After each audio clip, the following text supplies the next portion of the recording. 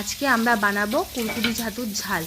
এটা বাঁকুড়া আর অন্যান্য জঙ্গলমহলে খুব পাওয়া যায়। জঙ্গলের মধ্যে অনেক দাম, 50 টাকা করে শ। প্রথমে কুরকুরি ছাতুটাকে দুভাগ করে দেখা হলো যে ভেতরে এরকম কালো কালো থাকছে কিনা। কালো কালো থাকলে ওটা ব্যবহার করা হবে না। এরপর দেখতে হবে ফর্সা ফর্সা সাদা সাদা হচ্ছে কিনা। তারপরও ছালটাকে ছাড়াতে হবে, অনেক সময় লাগে।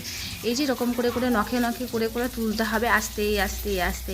ঘরে কাজ না থাকলে এই ছাতু নিয়ে এসে কাজ করতে পারেন, ঠিক আছে। এরপর এরকম করে করলাম, করেই দেখুন সাদা সাদা হয়ে গেল। পুরো ছালটা হালকা হালকা করে সাদা ছালতে হবে, না হলে কিন্তু ভালো লাগবে না, কচ কচ করবে, একদমই টেস্ট লাগবে না। এত টাকা দিয়ে নিয়ে এসছেন তো, এই দেখুন এরকম সাদা সাদা হতে হবে।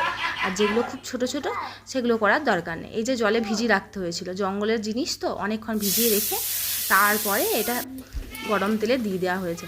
গরম তেলে দিয়ে রেখে দেওয়া হলো। এতে কিন্তু পেঁয়াজ রসুন এখন কিচ্ছু দেওয়া হবে না, শুধু ছাতুটাকে নুন হলুদ দিয়ে ভাজতে হবে। কারণ ছাতুটাতে প্রচুর জল বেরোয়, এই দেখুন জল বেরিয়ে বেরিয়ে বেরিয়ে অস্থির হয়ে যাবে।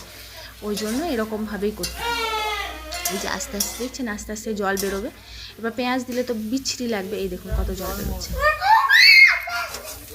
এই যে এরপর ভাজা ভাজা ভাজা হচ্ছে, পুরো রান্নাটা হবে ফুল আছে। এরপরে পেঁয়াজ দেওয়া হলো, এই যে ছাতুগুলো ভাজা হয়ে গেছে, এরপরে এর সাথে পেঁয়াজ দেওয়া হলো। পেঁয়াজটা হয়ে গেছে ভাজা, এরপরে দেওয়া হলো ঝাল করতে গেলে সর্ষে গুঁড়ো বাটা দিতে হবে। পিছনে ছেলের চিৎকারের আওয়াজ শুনছেন, ও দাদার সাথে মারপিট করছে। এরপর ওই যে দিয়ে দিলাম সর্ষে বাটা দিয়ে দিলাম। এরপর বাকিটাতে এই ছাতুগুলোকে দিয়ে দিলাম। আয় আয় আয় আয় আয় এই যে ছাতুগুলো দিয়ে দেওয়া হলো, দিয়ে অনেকক্ষণ ধরে নেড়ে ঘেটে এরকমভাবে আস্তে আস্তে এসো এসো এসো এসো। দাদার সাথে মারপিটও করবে, আবার দাদার কাছেই যাবে, কি করব। এই যে ছাতুর ঝাল রেডি।